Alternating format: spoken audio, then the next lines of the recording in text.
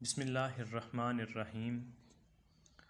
آج کا جو ہمارا موضوع ہے وہ ہے کہ ہم اپنے عزم، ہم اپنے ارادوں اور ہم اپنے جو گولز ہیں ان میں ماڈریشن اور اعتدال کیسے قائم کر سکتے ہیں۔ تو جب یہ بات سامنے آتی ہے تو پھر اس پر ہمیں رک کر ایک لمحہ کے لیے اپنے ضمیر سے سوال کرنا چاہیے کہ ہم اپنے مقصد زندگی سے آگے تو نہیں نکل گئے، یا پھر ہماری اعلی ہمتی پر پہلا جامہ تنگ تو نہیں ہو گیا۔ یہ ایک بہترین منزل ہے جو ہمیں زندگی کے دوران پیش آ سکتی ہے۔ ہمیں اپنے ارد گرد کا جائزہ لینا چاہیے اور ہمارے مقاصد اور ہماری جو شاہراہ حیات ہے اس پر ہماری نظر پھر وسیع ہوتی ہے، اور اس طرح سے ہمارے جو گولز ہیں وہ اعلیٰ ہوتے ہیں، بلند ہو جاتے ہیں۔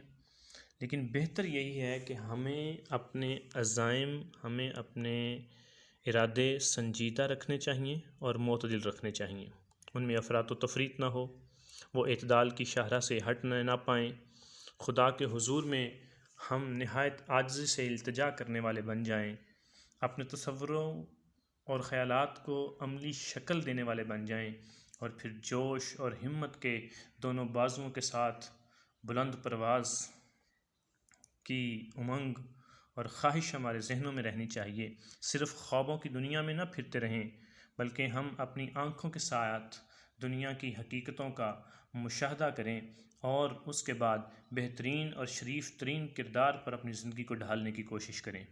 مشہور فصیح مقرر اور لبرل سیاسی لیڈر سر نورڈ لاسن کہتا ہے کہ جو لوگ سفر حیات پر روانہ ہونے لگیں تو میری اس نصیحت کو کانوں کی زینت بنا لیں کہ جب تک وہ اپنی زندگی کا مقصد قرار نہ دے لیں ایک قدم بھی آگے نہ چلیں، اور جب وہ اپنی زندگی کا نصب العین معین کر لیں، طے کر لیں، تو پھر پیچھے نہ ہٹیں، اس وقت تک پیچھے نہ ہٹیں جب تک ان کو ان کی زندگی کا مقصد حاصل نہ ہو جائے۔ اور انہیں اس بات کی بالکل پرواہ نہیں کرنی چاہیے کہ دنیا اسے کامیابی کے نام سے پکارتی ہے یا نامرادی اور ناکامی کا لقب دیتی ہے۔ اس کے بعد مشہور امریکی ادیب اور فلسفی ایمرسن کہتا ہے کہ جو کچھ تمہارے اندر ہے، جو کچھ تمہارے باطن میں ہے، وہی سامنے آئے گا، وہی ظاہر ہوگا۔ اگر ہمیں کوئی دیوتا نہیں مل رہا تو اس کی وجہ یہ ہے کہ خود ہمارے من کے اندر کوئی دیوتا نہیں ہے۔ اگر خود تمہارے اندر عظمت کے نشان پوشیدہ ہیں تو دنیا انہیں ڈھونڈ لے گی، دنیا انہیں سامنے لے آئے گی اور تمہیں مسند اقتدار پر بٹھائے گی۔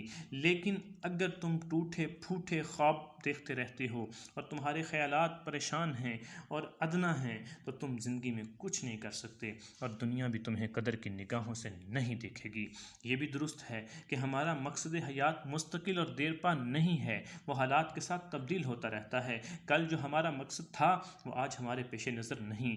بچپن، جوانی اور بڑھاپے میں انسان کی زندگی کے مقاصد مختلف ہوتے ہیں۔ اس تبدیلی میں زیادہ تر تجربے کا ہاتھ ہوتا ہے، اور مزاج کی تبدیلی سے بھی ایسا ہو جاتا ہے۔